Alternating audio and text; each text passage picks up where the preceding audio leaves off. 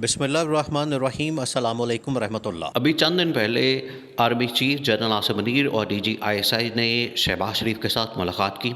वो बड़ी अहम तरीन मुलाकात थी। उसके बाद नेशनल सिक्योरिटी कमेटी की मीटिंग हुई।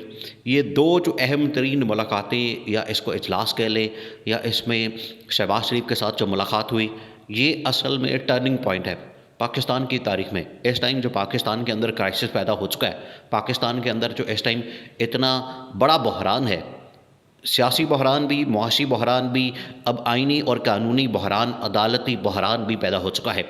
तो इस सूरत में पाकिस्तान अब इस दलदल में फंस गया, इसको निकालना है हर सूरत में। ये जो मुलाकात हुई है, ये मुलाकात असल में टर्निंग पॉइंट साबित होगी।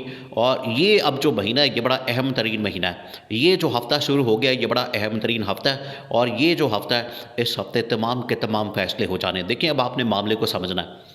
जनरल आसिम मुनीर ने जो शहबाज शरीफ के साथ मुलाकात की है, एक तो ऊपर नीचे जो मुलाकातें हुई हैं, उसके अंदर बड़ा वाज़ेह तौर पर पैगाम दिया गया शहबाज शरीफ को कि आपने इस मसले को हल करना है और आपको इस मकसद के लिए लाया गया था कि आप मुल्क को मसाइल से निकालेंगे, मुल्क को आप बहरानों से निकालेंगे, मुल्क को आप सही डायरेक्शन में डालेंगे। तो जनरल आसिम ने कहा कि मुल्क जो पहले चल रहा था बेहतर, आपने उससे भी बदतरीन हालत कर दी है, उससे भी बदतर हालत कर दी है। जो उस टाइम चल रहा था उससे भी बदतर हालत हो गई है पाकिस्तान की। तो इस हालत में अगर पाकिस्तान चलता रहा तो ज़्यादा से ज़्यादा 6 महीने साल ही निकालेगा। उसके बाद पाकिस्तान ये तो बिल्कुल ही ख़त्म हो जाना है। इतनी तबाही और बर्बादी, इतनी इतनी सत्यानाशी आज तक कभी पाकिस्तान के अंदर, पाकिस्तान की तारीख में कभी नहीं मिली, जो आप लोगों ने इस मुल्क का हाल कर दिया है। अब ये जो अहम तरीन मुलाकातें हुई हैं, उसके बाद ये मुलाकातें पहुंची हैं GHQ तक। और वहाँ पर भी अहम तरीन पाकिस्तान की जो टॉप की मिलिट्री कमांड है, उसके साथ जनरल आसिम मुनीर ने ये सारे मामलात डिस्कस किए हैं। और वहाँ से भी 4-5 चीज़ें बड़ी इंपॉर्टेंट निकली हैं। बहुत अहम तरीन जो चीज़ें हैं, जो पॉइंट्स हैं, वो निकले हैं। एक तो ये उनका फ़ैसला हुआ है कि हर हाल में इस हुकूमत को घर भेजना है, हर हाल में हमें इस हुकूमत को घर भेजना चाहिए और शहबाज शरीफ को इस्तीफ़ा देना चाहिए, असम्बलियाँ डिज़ोल्व करनी चाहिए और मुल्क को इस बहरान से निकालना चाहिए। क्योंकि अगर ये इसी स्पीड के साथ बहरान चलता रहा, इसी स्पीड के साथ हुकूमत चलती रही, इसी स्पीड के साथ मुल्क चलता रहा, तो मुल्क का फिर अल्लाह ही हाफ़िज़ है। मुल्क को फिर कोई नहीं बचा सकेगा। ये मुल्क फिर आउट ऑफ कंट्रोल हो जाना है, हाथ से निकल जाना है और चीज़ें फिर हाथ नहीं आनी। ये बड़ा क्लियरली बता दिया गया वहाँ पर कि सबसे पहला जो काम है इस बहरान को ख़त्म करने के लिए, इस बहरान से निकलने के लिए, पहला काम ये है कि इस हुकूमत को घर भेजना। और ये पैगाम जनरल आसिम मुनीर का शहबाज शरीफ तक पहुंचा है। क्योंकि इससे पहले भी मुलाकात हुई और उसके बाद भी मुलाकात हुई कि पहले मुलाकात जो टॉप मिलिट्री कमांड के साथ हुई कि हमने क्या चीज़ें शहबाज शरीफ के सामने रखनी है, और उसके बाद फिर उनकी जानिब से क्या पैगामात आए, ये फिर डिस्कस किया गया। जनरल आसिम मुनीर ने पहले टॉप मिलिट्री कमांड के साथ मुलाकात की, फिर शहबाज शरीफ के साथ मुलाकात की, फिर वापस टॉप मिलिट्री कमांड के साथ मुलाकात हुई और ब्रीफिंग हुई कि आगे सिचुएशन क्या बन सकती है। क्योंकि शहबाज शरीफ का इनपुट लेना भी ज़रूरी था कि उनके दिमाग में क्या चल रहा है, उनके जहन में क्या चल रहा है। वहाँ से जो बातें सामने आई हैं वो तो बड़ी क्लियर हैं। शहबाज शरीफ और कंपनी जो बात करती है, जो शरीफ ख़ानदान बात करता है, वो तो सिर्फ एक ही बात करता है और वो बात है कि हमें NRO चाहिए, हमें केसेस माफ़ करवाने हैं। हमें अपनी जो शहबाज शरीफ ने अपने जिस तरह से केसेस माफ़ करवाए, अपने ऊपर तमाम के तमाम क्लीन चिट दिलवाई और जितने केस थे वो सारे फारग हो गए। इसी तरह से मरीम नवाज़, उनके ऊपर भी सारे केसेस ख़त्म हो गए, डिस्क्वालिफिकेशन ख़त्म हो गई। बिल्कुल इसी तरह से नवाज़ शरीफ की डिस्क्वालिफिकेशन ख़त्म होनी चाहिए और उसके ऊपर केसेस ख़त्म होने चाहिए। ये सबसे पहली और बड़ी डिमांड और एक किस्म की आखिरी डिमांड थी शहबाज शरीफ की जानिब से। शहबाज शरीफ ने कहा कि ये 1-2 मसले मेरे हल हो जाए, इनको आप पूरा कर दें, उसके बाद हम इलेक्शन की तरफ चले जाएंगे। अब उनकी जानिब से तो बड़ा स्ट्रेट अवे ना आ रहा है, स्ट्रेट अवे बिल्कुल इनकार कि हम इन मामलात में नहीं पड़ेंगे, हमने तो सिर्फ मुल्क देखना है और मुल्क के मामलात देखने हैं। ये जो अदालती मामलात हैं, आपके केसेस हैं, आपकी डिस्क्वालिफिकेशन है या आपके कोई मसाइल हैं, वो आपने अदालतों से हल करवाने। उसके अंदर इस्टेब्लिशमेंट का कोई किरदार नहीं, उसके अंदर इस्टेब्लिशमेंट का कोई रोल नहीं।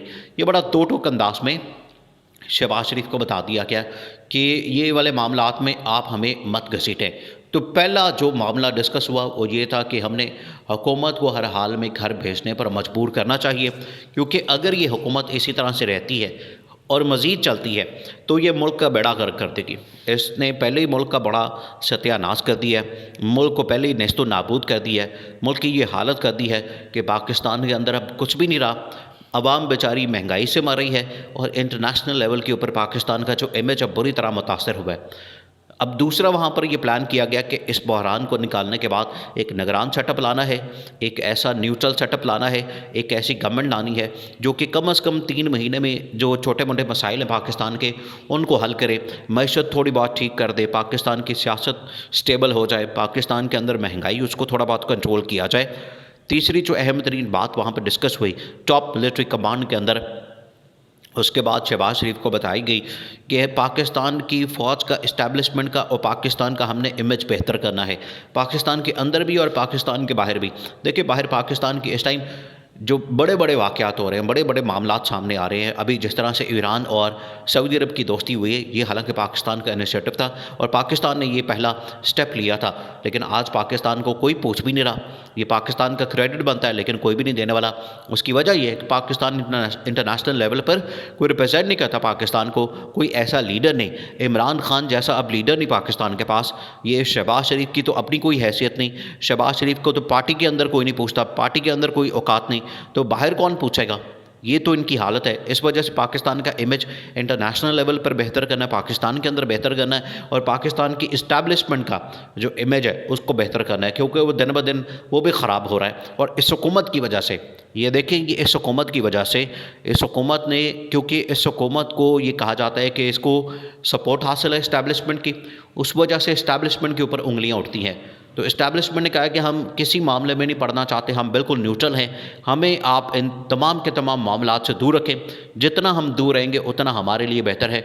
अदरवाइज़ हमारा भी इमेज ख़राब हो रहा है, पाकिस्तान का इमेज भी ख़राब हो रहा है, तो हमने वो बेहतर करना है। और ये इमरान खान की वो तमाम की तमाम बातें आज बिल्कुल ठीक साबित हो रही है कि ये लोग आके मुल्क का बेड़ा गर्क करेंगे, ये लोग आके मुल्क को तबाह व बर्बाद करेंगे, पाकिस्तान के इंटरनेशनल लेवल के ऊपर भी जो इमेज है उसको ख़राब करेंगे और अल्टीमेटली जो नुकसान है वो इस्टेब्लिशमेंट का होना है, वो फ़ौज का होना है। तो उसी को आज ठीक करने के लिए इस्टेब्लिशमेंट ये फ़ैसला कर चुकी है कि जितना जल्दी हो सके इस हुकूमत को घर भेजा जाए, शहबाज शरीफ का इस्तीफ़ा लिया जाए, नेशनल असम्बली जो कौमी असम्बली है उसको तहलील किया जाए और बाकी तमाम सूबों के अंदर असम्बलियाँ तहलील करके वहाँ पर नई निगरान हुकूमतें लाई जाएँ। ये वाली हुकूमतें नहीं जो इस टाइम मोहसिन नकवी बैठा हुआ है और KP के अंदर इन्होंने अपनी हुकूमत अपने बंदे लगाए हुए, इस तरह की हुकूमत नहीं। हमने इस तरह की हुकूमत लानी है जो कि फ्री एंड फेयर इलेक्शन करवा सके और जो सही मानों में न्यूट्रल हों। ये जो इन्होंने अपनी राइट हैंड लोगों की हुकूमत बना ली है, इस तरह की हुकूमत से उल्टा पाकिस्तान का ही नुकसान होता है।